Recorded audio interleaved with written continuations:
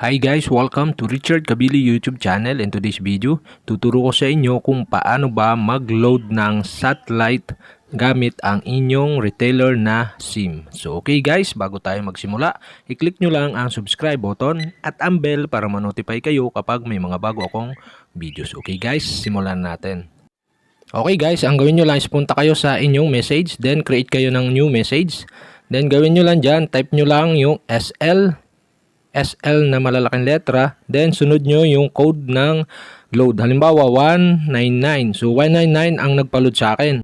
Pwedeng SL99 or ibang code na promo. So okay, after done guys, okay, space, then kasunod ilagay nyo dyan yung pinakang code number ng satellite nyo. So okay guys, so 8 numbers siya.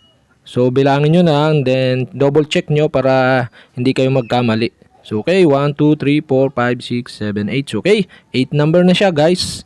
Then ayun, after that nyan guys, okay, isend nyo na sa number na 3443. So okay, send na natin sa 3443.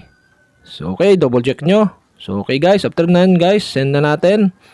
Then ayun, kapag na-send na natin, and may matatanggap na tayo na message. So, ayun, wait lang natin yung message.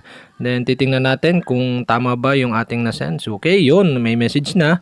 Then, basahin na natin. So, okay, ang nakalagay dito is yung number ng ating mobile phone has loaded to signal load 199. So, okay.